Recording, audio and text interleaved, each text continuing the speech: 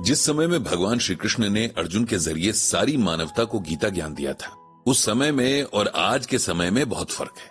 लोगों की प्रायोरिटीज बदल चुकी हैं, लाइफस्टाइल बदल चुका है, साइंस और टेक्नोलॉजी के दम पर इंसान बहुत आगे बढ़ चुका है। एक टाइम में इम्पॉसिबल लगने वाली बातें अब पॉसिबल हो चुकी हैं।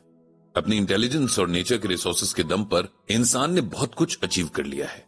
लेकिन आज हर बीतते पल के साथ श्रीमद् भगवद गीता की रेलेवेंस बढ़ती जा रही है। इसमें बताए रास्तों पर चलकर लोगों को शांति मिल रही है। भागती हुई जिंदगी को थोड़ा सा ठहराव और शोर मचाते मन को सुकून मिल रहा है। आखिर गीता में ऐसा क्या है जो इंसान के मन को इतनी गहराई तक बांध लेती है? गीता ज्ञान की जर्नी की शुरुआत से लेकर अब तक इतना आगे निकल आने के बाद भी पंडित जी ये मानते हैं कि उन्होंने गीता ज्ञान को 10% भी नहीं समझा है। हालांकि वे ये भी मानते हैं कि इस 10% ने ही उनकी लाइफ को पूरी तरह से बदल दिया है, और अगर वे इस लाइफ में कुछ और समझ पाएं तो जाने क्या से क्या बन जाएं। जाने कितनी बार उन्होंने सरला जी से कहा है कि गीता ज्ञान माइथोलॉजिकल स्टोरीज में बताए गए पारस पत्थर की तरह है कि मिट्टी को भी छुए तो सोना कर दे। ऐसा नहीं है कि अगर आप गीता ज्ञान पढ़ेंगे और समझेंगे तो आपकी सारी प्रॉब्लम्स उड़नछू हो जाएंगी। गीता ज्ञान से आपको सोल्यूशन की समझ आती है। आप अपने इमोशंस को अच्छे से कंट्रोल करना सीखते हैं। प्रॉब्लम्स के प्रति आपकी अप्रोच बदलती है और आप सही तरीके से उनसे डील कर पाते हैं। कुल मिलाकर आपकी मेंटल स्टेबिलिटी बढ़ती है। आज हमारे पास सब कुछ है, फैसिलिटीज हैं, रिसोर्सेज हैं, लेकिन मेंटल स्टेबिलिटी नहीं है। यही वजह है कि हम इंसान एक दूसरे से दूर होते जा रहे हैं। हमें गीता ज्ञान की जरूरत इसलिए भी है ताकि हम इंसानियत को बचाए रख सकें। पंडित जी ऐसे बहुत सारे लोगों को जानते हैं जो एक टाइम पर खुद को बहुत प्रैक्टिकल मानते थे और किसी भी तरह की स्पिरिचुअल बात को सिरे से नकार देते थे। लेकिन फिर उनकी लाइफ में कुछ ऐसे चेंजेस आए, ऐसी सिचुएशंस आईं कि उन्हें लास्ट में अपनी स्पिरिचुअल रूट्स की ओर लौटना ही पड़ा। ऐसे एक इंसान का ख्याल उन्हें यह सब सोचते हुए आ रहा था। एक टाइम पर उन्होंने पंडित जी और गीता ज्ञान को बहुत चैलेंज किया था, लेकिन लाइफ ने कुछ ऐसा टर्न लिया कि उन्हें उसी गीता ज्ञान की शरण में आना पड़ा। ये शख्स थे सरला जी के बड़े भाई संजय जी। संजय जी पेशे से एक इंजीनियर थे और उनकी सोच हर मामले में बहुत प्रैक्टिकल थी। पंडित जी को उनकी कुछ बातें बहुत अच्छी लगती थी, जैसे कि वे कभी भी अपने मन की बात को घुमा फिरा कर नहीं कहते थे। जो उन्हें जैसा लगता था उसके मुंह पर कह देते थे।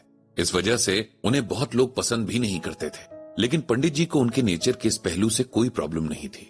उल्टा वे इस बात के लिए संजय जी को अप्रिशिएट करते थे कि जहां लोग जानबूझकर भी झूठ को इतनी मीठी चाशनी में लपेट कर पेश करते हैं कि सामने वाला उस मिठास के पीछे छिपे झूठ या सरकाज़म को पहचान ही ना पाए, वहां संजय जी का सच बोलना एक बहुत अच्छी मिसाल थी।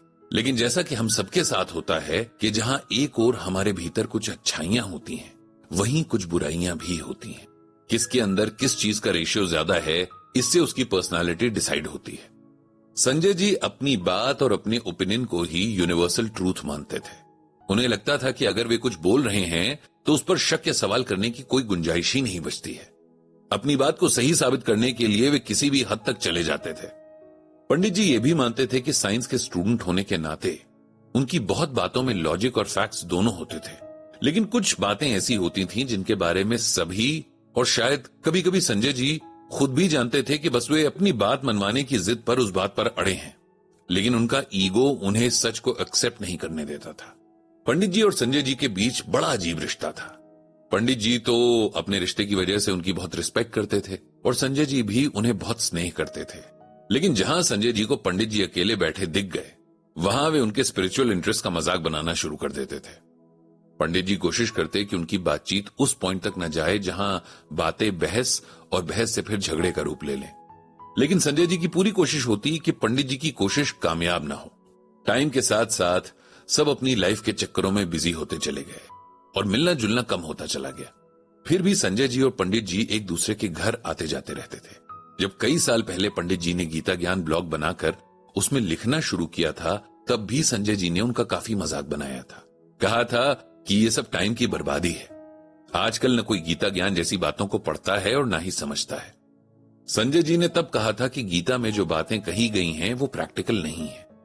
इतने सालों में पंडित जी को ये कला तो आ ही गई थी कि कैसे संजय जी की बातों को इग्नोर करना है, क्योंकि उनसे उलझने का मतलब था एक लंबी और अनप्रोडक्टिव बहस जिसमें पंडित जी पढ़ना नहीं चाहते थे। इधर कुछ सालों से संजय जी की हेल्थ ठीक नहीं थी। उन्होंने अपने हेल्थ रीजंस की वजह से टाइम से कई साल पहले वॉलंटरी रिटायरमेंट ले लिया था। बच्चे अपनी लाइफ में सेटल हो चुके थे और वाइफ दिन भर घर के कामों में बिजी रहती। बेड पर पड़े पड़े टाइम बिताने के लिए संजय जी ने यूं ही पंडित जी का गीता ज्ञान ब्लॉग पढ़ना शुरू कर दिया और धीरे धीरे उनके अंदर कुछ बदलने लगा था। उन्हें एहसास होने लगा था कि कुछ बातें बहुत खास होती हैं जिन्हें आप सिर्फ महसूस कर सकते हैं। अगर उन्हें एक्सप्लेन करने बैठेंगे तो उन बातों का मतलब खत्म हो जाएगा। बीमारी और खालीपन की निराशा में डूबे उनके मन को जैसे गीता ज्ञान के रूप में एक ऐसा सहारा मिल गया था जो उन्हें किनारे तक पहुंचा सकता था। अब उन्होंने गीता ज्ञान ब्लॉग के साथ साथ श्रीमद् भगवद गीता को बहुत सिंसियरली पढ़ना शुरू कर दिया था। उन्हें ऐसा महसूस होता था जैसे वे अंदर से बदल रहे हैं। उनके मन की सारी उदासी, बेचैनी और कड़वाहट दूर हो रही है और वे हर बीतते दिन के साथ और शांत और मेंटली स्ट्रांग होते जा रहे हैं। उन्हीं दिनों सरला जी और पंडित जी उनसे मिलने आए थे। संजय जी ने बड़े झिझकते हुए पंडित जी से माफी मांगी कि बिना पढ़े और समझे उन्होंने गीता ज्ञान के बारे में जाने क्या क्या कह दिया था। इस पर पंडित जी ने कहा कि गीता ज्ञान तो भगवान श्री कृष्ण का मैसेज है, उससे रिलेटेड कुछ भी मेरा नहीं है और अगर आप फिर भी फील करते हैं कि आपसे कुछ गलत हुआ है तो आप भगवान से माफी मांगते हुए आगे बढ़िए। गीता में भी भगवान श्री कृष्ण से माफी मांगते हुए अर्जुन ने कहा है कि सखेति मत्वा प्रसभम यदुक्तम, हे कृष्ण हे यादव हे सखेति, अजानता महिमानम तवेदम मया प्रमादात प्रणेयन वापि, यच्चावहा सार्थम समत्कृतोसि विहार शय्यासन भोजनेषु, एकोथवा अप्यच्युत तत्समक्षम तत्क्षामये त्वाहम प्रमेयम।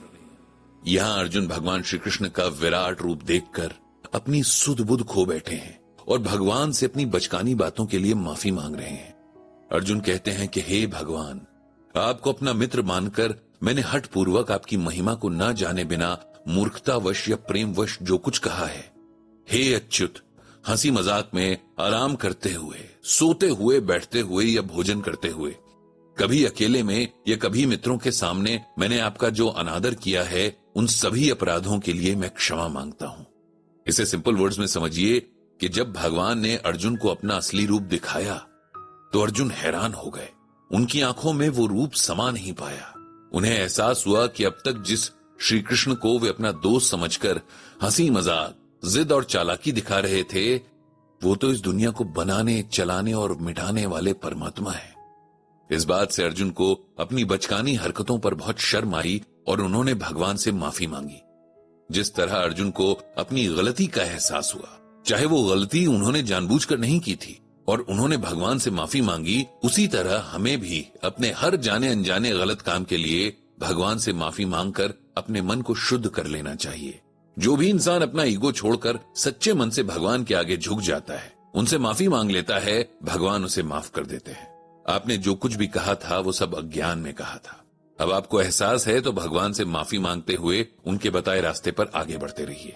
पंडित जी ने ये कहते हुए संजय जी को गले से लगा लिया था। सरला जी की आंखों में खुशी के आंसू थे।